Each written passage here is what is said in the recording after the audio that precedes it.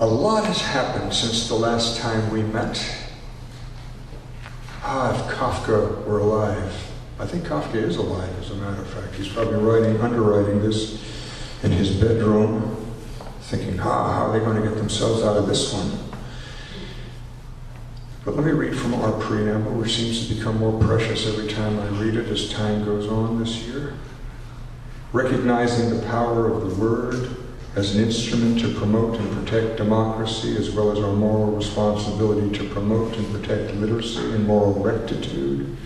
In accordance and support of our most precious Constitution, we pledge that we as citizens of these United States, in order to form a more perfect union, establish justice, ensure domestic tranquility, provide for the common defense, promote the general welfare, and secure the blessings of liberty to ourselves and our posterity, swear to promote and protect what has been ordained and establishes our Constitution for the United States of America, and as such offer proof of our witness to the power of the word through the offerings of our work, in order to not only document for all conscious souls to experience, but leave an ongoing legacy for our actions or the actions of the future, and as such recognize this moment as sacred for the next 7 generations. I'm going to break form and just read something, because as alarmed as I know we all seem to be, we don't know really what to expect next. It's obviously a page out of the Sun Tzu, The Art of War tome from was it the 500 BC, but keeping your enemy off guard by not knowing what is the truth. I wrote this, well, let me not even explain it, let me just read this, because I think it's important to put everything into perspective.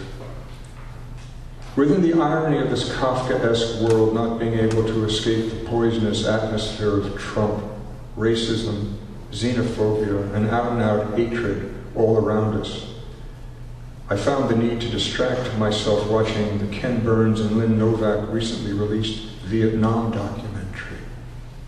Being reminded of the horrors during my teenage years, I now realize the post-traumatic stress I had suppressed all these many years later that still wreak havoc in me emotionally.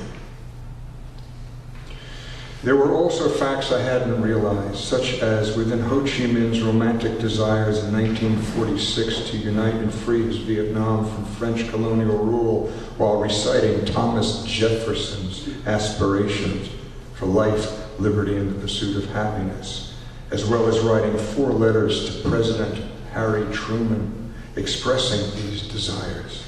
But the CIA had intervened and never showed the president the letters. It seems not only were we possible allies, but the war didn't have to happen. Not only did I come out against the war in 1964, predicting the reverse domino theory because of the fear of communism and how we're going to be sucked into an unwinnable Indo-Chinese war that involved Laos, Vietnam, Cambodia, and Thailand, but was then reminded how presidential candidate Richard Nixon was wired by President Johnson through the CIA in 1968.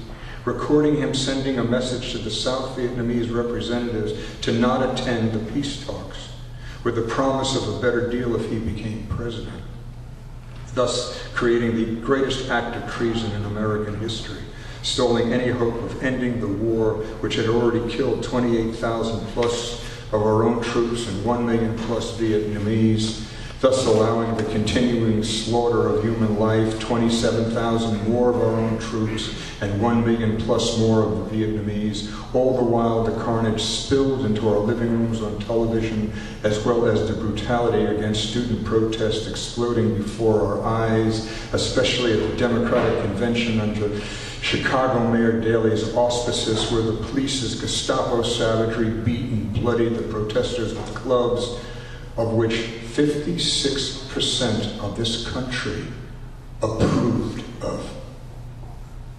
We were falling apart at the seams. Martin Luther King had been assassinated. Cities were burning from race riots. 2 months later, Bobby Kennedy was assassinated. Nixon was elected on the promise to restore law and order and end the war honorably.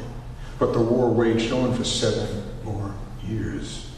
He and his Secretary of State, Henry Kissinger, then opened up the killing fields of Cambodia, where another 1.8 to 2.5 million people ultimately die under the Khmer Rouge. Then on May 4th, 1970, 67 shots were fired in 13 seconds at the student anti-war protests on Kent State campus by the National Guard, killing 4 students, wounding 9, of which 1 was permanently paralyzed, including one William Schroeder, who was an ROT candidate and a candidate and bystander some 300 feet away from the protests. 58% of the nation approved of the shooting. A flurry of hate mail was sent to Schroeder's parents condemning him as a communist who reaped his just reward. Anarchy ruled the day. Why President Johnson never presented the evidence of Nixon's treason is a mystery to this day. Did Nixon have information on Johnson's to blackmail him? With all the conspiracy theories on the Kennedy assassination, one can only wonder. Now, that's dark, and I apologize for the darkness, but I'm older than you guys, a lot of you in this room. It was terrifying. Now, things are bad today, but no comparison. So don't lose hope. Take to the streets. Find your moral rectitude. Really read the Constitution. It's ours. Even though it was created by disparate, incongruous men, it was obviously an intellectual exercise. It's ours. And all the bitching and moaning through protests would not be allowed to happen if it weren't for the Constitution. And the one beautiful thing about the Constitution, it's addendable. It allows itself for change. There is a process, but we have to be able to talk with each other.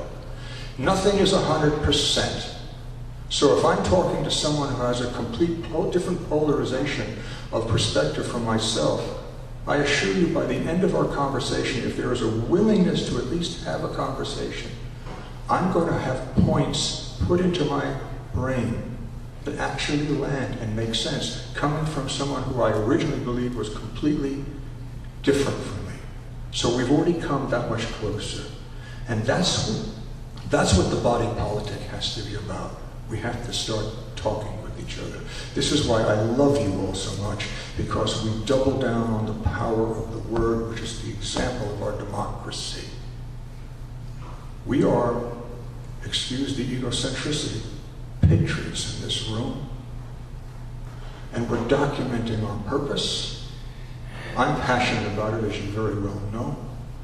We're spreading our word in venue after venue, thanks to Robert Milby, who is the Johnny Appleseed of this. And we're loving each other because not only are we following a passion of our love of country, but we're getting better at our communicative skills, our writing skills. And I assure you, as microcosmic as this action is as a verb, inevitably it becomes the macrocosm of how we address life and each other. We must change the way we think. We must be willing to sit and have dialogue. On that note, welcome to the Howland Cultural Center. Thank you, Tom DeVier. Thank you, Florence Northcutt, and Craig and Raphael and the glorious crew here who keep this gorgeous edifice alive. Thank you, General Howland.